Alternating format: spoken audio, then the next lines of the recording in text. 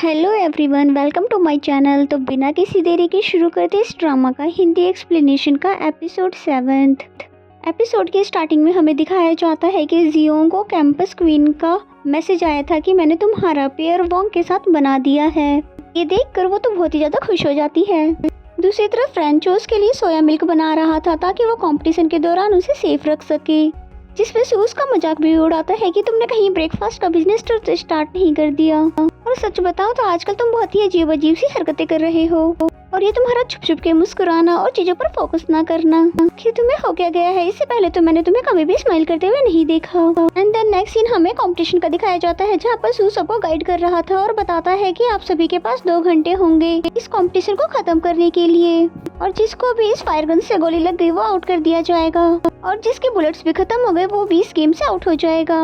वही रेंचो खड़ा होकर जियोंग का वेट कर रहा था और सोच रहा था कि शायद हमेशा की तरह वो आज भी लेट है कि तभी किसी ने उसे पीछे से टैप किया, जिससे उसे लगता है जियोंग होगी, पर ये तो जिन्यो थी जो कि ये अजीब से कपड़े पहनकर जिबाई से मिलने आई है। रेंचो ने उसे जियोंग के बारे में पूछा तो वो बताती है कि मैंने अभी अभी उसे किसी और लड़के के साथ देखा, शायद उसने किसी और लड़के के साथ टीम अप कर लिया, और फिर उसके जाने के बाद यहाँ पर कैंपस क्वीन आ जाती है उसकी पार्टनर बनकर। शायद यही उसका मकसद था, और फिर कहने लगी कि जियोंग ने मुझसे रिक्वेस्ट किया था पार्टनर चेंज करने के लिए, इसलिए मुझे भी करना पड़ा, हो सकता है उसने तुम्हें नहीं बताया हो। दूसरी तरफ हमें जियोंग को दिखाया जाता है जिसका पेयर अब वोंग के साथ बन गया है, और फिर उसे इम्प्रेस करने के चक्कर में बहुत ही रोमांटिक होने की कोशिश करती है, पर वोंग तो ऐसे रिएक्ट कर रहा था जैसे कि वो 3 साल का बच्चा हो और उसे खेलने के अलावा और कुछ दिखाई नहीं देता।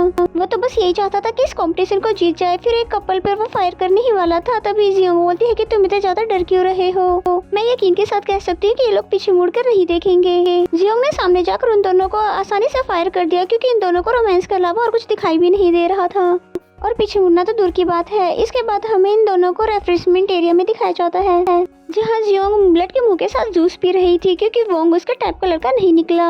तभी वोंग उसको कहता है, ब्रो मैं तुम्हारा जूस ट्राई करना चाहता हूँ, वो भी उसी स्ट्रॉ से जिसे तुम पी रही हो। तभी जियोंग को याद आता है इसका मतलब तो ये इनडायरेक्टली किस हुआ।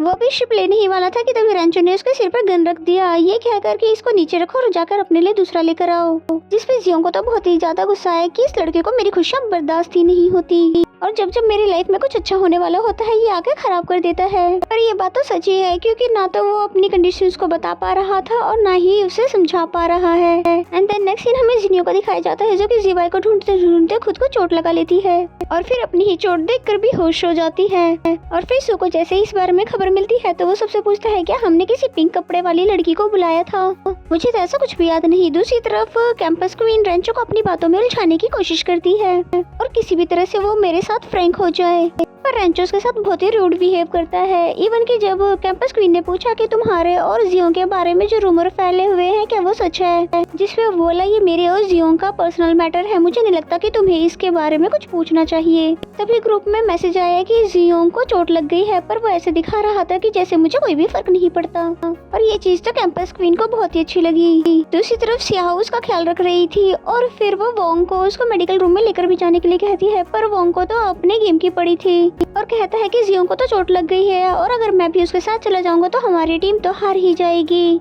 जियोंग को वोंग की बात अच्छी नहीं लगती। फिर वो जू से बोलती है कि अब मिस्टर सू आप मुझे मेडिकल रूम तक ले जाएंगे, और इससे पहले कि वो हाँ कह पाता तभी रेंचो वहाँ पर आ जाता है और कहता है मैं तुम्हें वहाँ पर ले जाने में हेल्प कर देता हूँ, और उसने खुद को वोंग के गन से शूट भी कर लिया और आउट हो गया। और फिर उसके बाद वो जियोंग को उठाकर वहाँ से ले जाने लगा। जियोंग तो उसे उतारने के लिए कह रही होती है, जबकि वो तो उसको अच्छे से होल्ड रखने के लिए बोल रहा होता है, और बाकी सभी लोग इनको हैरानी से देख रहे थे, क्योंकि ये एक रोमांटिक सीन से कम तो नहीं लग रहा था। और वोंग कहने लगा कि मैं जीत कर ही वापस आऊंगा। वहीं सू और शाओ के भी हेलो हाई होती है, और एक दूसरे को जानने के बाद फ्री चैट पर भी ऐड कर लिया। एंड देन नेक्स्ट सीन में हमें जिनियो को दिखाया गया, जिसकी आंखें खुलते ही उसको सामने जिबाई खड़ा नजर आया, लेकिन उसको लगता है ये मेरा ख्वाब है, और वो उठना भी नहीं चाह रही थी। तभी जिबाई ने कहा अपनी एक्टिंग बंद करो, और तुम यहाँ पर क्यों चली आई, और देखो अपने आप को चोट भी लगा लिया। इस पे जिनियो इमोशनल हो गई और कहने लगी क्या तुम्हें लगता है मुझे दीवारों पे चढ़ना और अपने कजन का ID कार्ड चुराना अच्छा लगता है, और ये सब तो मैं तुम्हारे लिए करती हूँ, और तुम्हें चुपचाप रहने वाली और शर्मीली लड़कियाँ पसंद है तो मैं वैसी भी बनने को तैयार हूँ, और इतना रूड बिहेव तो मत किया करो मेरे साथ। बेचारा जिबाई तो उसे इमोशनल नहीं करना चाहता था, और तुम जैसी भी हो बहुत अच्छी हो, और प्लीज अब रोना बंद कर दो। जिनियो कहने लगे कि अगर तुम मुझे पसंद करते हो तो प्रूव करके दिखाओ, और बेचारे जिबाई को तो ये भी नहीं पता कि प्रूफ कैसे करूँ। फिर वो बताती है ऐसे और उसे पकड़ कर किस कर देती है। तभी जिबाई को पहला मैसेज याद आया जो कि उसने रेंचो को बताया था इग्नोर करने वाला, यानी कि वो जानबूझकर अब तक जिनियो को इग्नोर करता रहा। एंड देन नेक्स्ट सीन में हमें रेंचो को दिखाया जाता है जो कि जियोंग से कह रहा होता है कि आगे से इस तरह की स्टूपिड चीजें करने की कोई भी कोशिश मत करना, इस तरह से तो तुम्हें कभी भी बॉयफ्रेंड नहीं मिल सकता। तभी जियोंग ने खुद को नीचे उतारने के लिए कहा दोबारा से कोई भी हमें देखकर साथ में हमारे बारे में बातें न बनाना शुरू कर दे। और फिर जैसे ही कैंप की तरफ आते हैं तो रेंचो ने उन दोनों को किस करते हुए देख लिया और जैसे ही जियोंग मुड़ने वाली थी तभी उसकी आंखों पर हाथ रख दिया और फिर उसे उठाते हुए बोलने लगा कि बच्चों के लिए ऐसी चीजें देखना सुटेबल नहीं है। जिसके बाद रेंचो जियोंग के चोट पर मेडिसिन लगाता है जिसे जियोंग देखती है और कहती है तुम तो बहुत ही प्रोफेशनल वे में लगा रहे हो जबकि तुम तो मेडिकल के स्टूडेंट भी नहीं हो। जिसपे वो बोला कि मैं यहाँ आने से पहले फर्स्ट एड का सारा चीजें सीख कर आया था क्योंकि मुझे यहाँ पर अपने कुछ स्टूपिड टीममेट्स के कुछ ज्यादा ही फिक्र होती है। यहाँ तो यकीनन वो जियोंग की ही बात कर रहा था और फिर जैसे जियोंग उससे पानी मांगती है तो वो उसे सोया मिल्क दे देता है जो कहकर कि मैंने अपने लिए बनाया था। जियोंग को उसका केयर करना बहुत ही अच्छा लगता है और फिर वो कहती है कि मुझे ऐसा क्यों लगता है कि तुम इतने भी बुरे नहीं हो जितना तुम दिखाने की कोशिश करते हो। रेंचो मेडिकल किट रखने के चक्कर में जियोंग के बहुत ज्यादा करीब आ जाता है जो देखकर जियोंग तो ब्लश करने लग जाती है और फिर तभी बात बदल कर वहाँ से जाने की कोशिश करती है लेकिन रेंचो उसे जाने नहीं देता और तभी पकड़ कर उसे किस करने लगा। और साथ ही उसे जिबाई का बताया हुआ सेकंड मेथड भी याद आ रहा था कि जब तुम्हारे बस की कोई बात ना हो तो तुम्हारा दिल जो कह रहा है तुम्हें वही करने देना चाहिए। नेक्स्ट सीन में हमें रेंचो को दिखाया जाता है जो कि जिनियो से पूछता है कि अगर एक लड़का एक लड़की को किस कर दे तो इसका क्या मतलब होता है। जिसमें जिनियो को तो लगता है शायद इसने हम दोनों को किस करते हुए देख लिया है तो वो कहने लगती है कि इसका मतलब तो ये हुआ कि वो दोनों गर्लफ्रेंड बॉयफ्रेंड है और एक दिन वो शादी कर लेंगे। जिनियो तो यहाँ पर अपनी ही बात बता रही थी कि हम दोनों एक दिन शादी कर लेंगे लेकिन रेंचो को ये समझ आ गया कि इसका मतलब हम दोनों गर्लफ्रेंड बॉयफ्रेंड हुए। नेक्स्ट सीन में रेंचो बहुत ही अच्छे से तैयार हो रहा था और वो सू के पूछने पर बताता है कि मैं आज डेट पे जा रहा हूँ। जिसपे सू ने बोला कि हाँ मुझे पता है कि तुम एक्सरसाइज को भी डेट ही समझते हो। वैसे तो इस बार वो सच में ही जियोंग से मिलने के लिए जा रहा था लेकिन चेहरे को समझ ही नहीं आ रहा होता कि मैं उससे मिलूं तो स्माइल करूं कि ना करूं और जो मैंने इतना बड़ा कांड कर दिया उसके बाद तो मैं उससे नजरें कैसे मिलाऊं। नेक्स्ट सीन में वो जियोंग के पास जाता है जो कि पानी भरने के लिए खड़ी थी तभी आकर उसके हाथ से वो बोतल्स को ले लेता है। असल में तो वो उसको पानी भर के देने वाला था लेकिन ऐसा लग रहा था जैसे कि वो उससे बोतल छीनने वाला हो। वे जियोंग साओ का हाथ पकड़कर उसको यहाँ से ले जाती है पर उसे तो समझ ही नहीं आ रहा था कि इन दोनों के बीच में हुआ क्या है जबकि ये दोनों तो ठीक ठाक थे और रेंचो ने तो इसकी हेल्प भी की थी।